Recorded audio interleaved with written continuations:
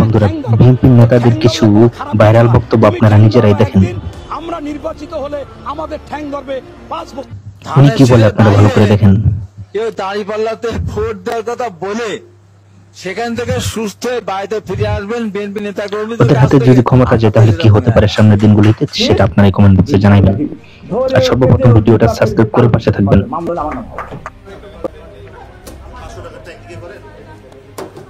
চাঁদাবাজির টাকা 7 বস্তা উদ্ধার করা হয়েছে সেনাবাহিনীর অভিযানে।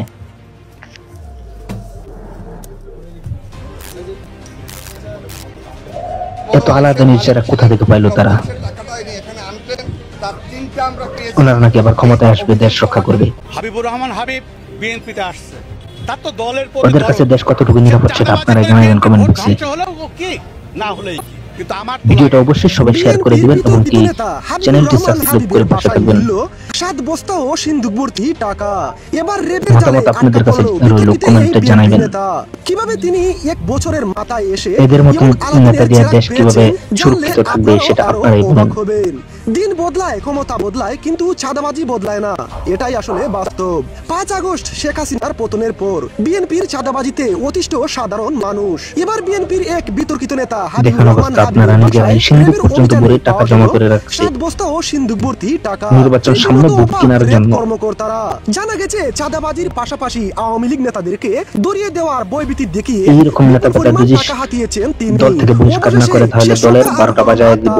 বিভিন্ন সময় আওয়ামী লীগ নিয়ে গলা উঁচিয়ে বড় এদেরকে আবার উপদেষ্টা বানায় কি করে? উপদেষ্টা হওয়ার যোগ্যতা আছে কিনা সেটা আপনারা জানেন। হত্যার হুমকি বিএনপি নেতা হাবিবুর রহমানের, যা দলের ভাবমূর্তি নষ্ট করেছেন তিনি, কিন্তু শেষমেশ নিজের পতনই তিনি ডেকে এনেছেন।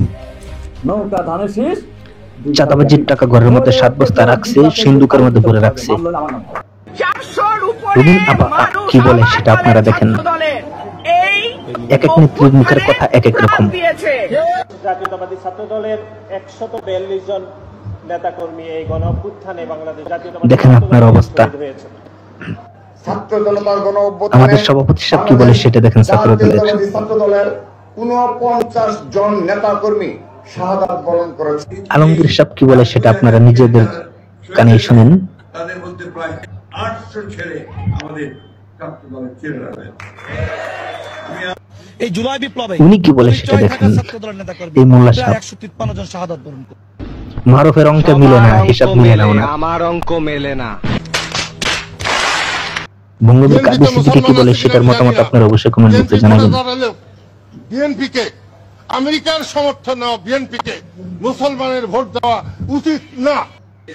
এই নেতা কি বলে দেখেন। আওয়ামী লীগদেরকে পুনর্বাসন করার কি পরিকল্পনা ওনারা করছে, আর অন্য অন্য লোকদেরকে বলে পুনর্বাসন করতেছে।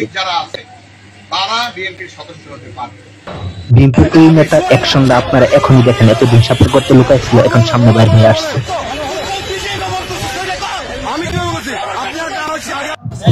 উনি বলতেছে কি সেটা ভালো করে শুনেন। আন্দোলনের সঙ্গে শিক্ষার্থীরা সরাসরি জড়িত। আমরা এই আন্দোলনের সঙ্গে কখনোই সরাসরি জড়িত নই। আমরা তাদেরকে নৈতিক সমর্থন দিয়েছি।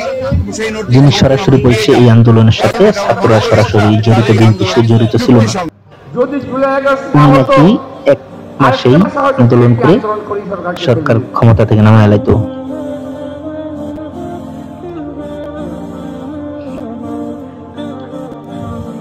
এই দাদির কথা তো বলার মতন না। উনি তো ভালো অ্যাকশনটাই দিয়ে দিছে। কেমন হয় দেখবেন। সবাই ভিডিওটা শেয়ার করে দিবেন এবং সাবস্ক্রাইব করে পাশে থাকবেন সবসময়।